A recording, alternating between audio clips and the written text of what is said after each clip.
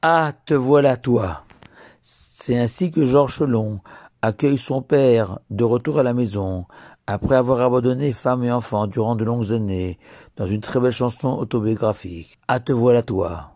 C'est aussi peut-être ce sentiment que nous avons, nous fidèles de la synagogue au quotidien, en voyant tous ces juifs revenir, une fois par an, prier à la choule, ces fameux juifs de Kippour. Ces juifs de Kippour, dont le grand Massitruc, de mémoire bénie, disait que leur seule question, à l'issue de Kippour, était de savoir quand tomberait Kippour l'année prochaine. Et chose surprenante, déjà au Moyen-Âge, le Maharam de Rothenburg, cité par son disciple le Mordechai, mort en martyr, victime des croisés, avait institué, qu'en préambule de Colidré, prière inaugurale du jour de Kippour, de réciter la formule suivante.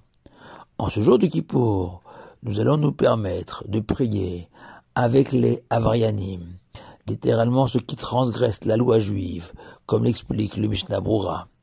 Et il convient de comprendre le sens de cet usage propre à Kippour uniquement. La première réponse, celle de Rabbeinu Bechaye, consiste à se souvenir que le jour de Kippour, nous sommes jugés individuellement, mais aussi collectivement, et que les enfants d'Israël sont tous solidaires les uns des autres, et qu'en ce jour sacré, il nous est impossible de mettre de côté qui que ce soit, même le juif le plus éloigné, car son jugement dépend du mien, et inversement. Il est donc logique de tendre la main à tous.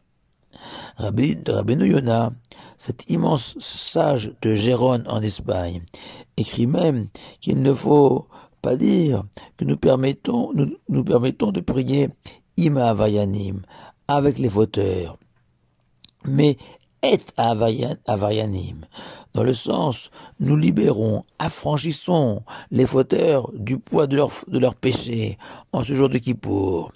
Et que l'objectif de Kippour ne sera pas seulement que moi, je fasse teshuva, je me repentisse, et que je sois inscrit dans le livre de la vie, mais bien que lui aussi, le Avarian, le mécréant, soit saisi d'un désir de repentir, gage d'une belle année à venir. Le tzaddik, le juste, en ce jour de Kippour, priera aussi pour que le Avarian puisse se repentir. Le Rav Shmuel Eliaou, Rav actuel de Tzfat, préfère lui voir dans cette prière d'associer les Avarianim, les fauteurs, à nos offices de Kippour, une forme de demande à l'Éternel. Regarde Dieu, de la même manière que nous ici-bas, nous montrons clément à l'égard des Avarianim.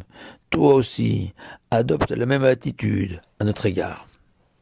Mais l'explication la plus connue de cette prière repose sur l'enseignement talmudique suivant de Rabbi Shimon Chassida, cité par Rabbi Chana ben Bizna. Tout jeune, auquel ne participent pas les pochés Israël, les fauteurs d'Israël, n'est pas un jeune, et ne sera pas agréé par l'Éternel.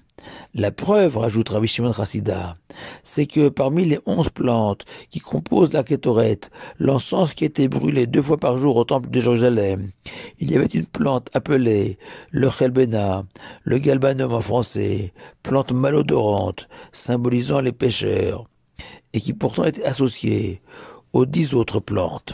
Plus clairement, il apparaît de cet enseignement que la présence des fauteurs le jour de Kippour, jour de jeûne par excellence, n'est pas une faveur à leur égard, mais bien une obligation, et que sans eux, tout notre jeûne, toutes nos prières ne seraient pas agréées, de la même manière que la Kétoret, où il manquerait une plante, fût-ce même cette Chelbena malodorante, ne serait pas valable. Pourquoi? Le frère du Maharal de Prague, Rabbi Chaim ben Betzalel, explique que nous devons jeûner à Kippour pour créer les conditions idéales pour la teshuva, le repentir, favoriser la réflexion, l'introspection, un examen personnel, en s'élevant quelques heures au-dessus de la matière, en se privant de toute nourriture.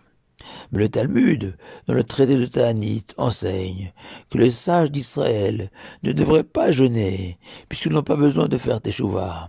et que la seule raison que les tzadikim, les justes jeûnent, c'est pour ne pas humilier les fauteurs, ceux qui ont besoin de se repentir. Dès lors conclut le frère du Maharal, tout le jeûne est nécessaire uniquement pour les avarianim, les fauteurs, et que si dans l'assemblée il n'y a pas de fauteurs, ce serait un jeûne inutile. Et le parallèle avec la kétoret, l'encens, est le suivant. L'encens symbolise le devoir et le désir d'Israël de s'élever vers Dieu et s'attacher à lui, à la manière de ce parfum de l'encens qui monte vers le ciel. Rappelons que kétoret signifie s'attacher en araméen. Et comme des parents qui rêvent de voir tous leurs enfants réunis autour de leur valeur, ainsi Dieu souhaite que dans cette kétoret, même les fauteurs représentés par le Chelbena malodorant soient associés. Mais attention, fait remarquer le Maharsha, dans l'encens, il y avait 10 plantes dégageant un bon parfum. Le nombre 10, symbole de la sainteté, du quorum nécessaire à toutes les prières les plus sacrées, comme le Kaddish et la Kedusha, ces 10 plantes qui vont permettre au Chelbena malodorant, lui aussi de se consumer en l'honneur de l'Éternel. Selon la parabole de Rabbi Arisherter, qu'un bois humide, le fauteur, s'enflamme parmi 10 bois secs, les 10 justes.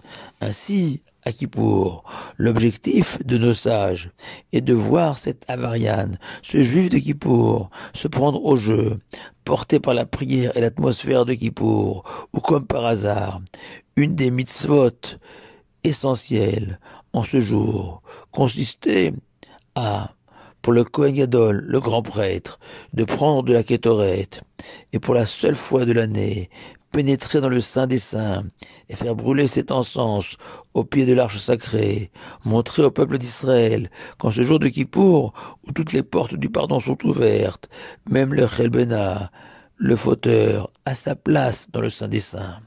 Et il est indispensable, avant de conclure ces propos, de se souvenir que ce juif de Kippour est ce juif qui n'éprouve pas le besoin de venir tous les jours à la synagogue pour différentes raisons, souvent par manque de tradition, par manque de savoir. Ils ne ressentent pas la nécessité de prier tous les jours à la synagogue, contrairement aux Juifs de tous les jours, qui n'échangeraient contre rien d'autre le bonheur de commencer sa journée par la prière du matin à la choule, en communauté, entre amis. Mais si on pousse notre réflexion, nous sommes tous quelque part des Juifs de Kippour, mais dans d'autres domaines de la Torah, des mitzvot que l'on néglige, ou des fautes auxquelles nous sommes habitués. Nous sommes tous des avarianim, et que depuis 1 an, depuis Kippour dernier, nous n'avons pas envisagé un instant de modifier, de changer nos mauvaises habitudes, parfois même des pans entiers de la Torah que nous avons délaissés. Et qu'en ce jour de Kippour, nous voilà de retour face à nous-mêmes, et que l'ordre du jour sera bien de profiter de la sainteté du Kippour, de s'inspirer de la communauté des justes, symbolisée par ces 10 plantes, pour trouver en nous la force de changer, de faire teshuva. Dans les dernières paroles de sa chanson, Georges Chelon dit à son père qu'il avait abandonné, que dans le fond, c'était pas la peine de revenir, et qu'il pouvait s'en aller. Tandis que nous, au contraire, notre seul rêve serait de voir le juif de Kippour que nous sommes tous devenir un juif de tous les jours.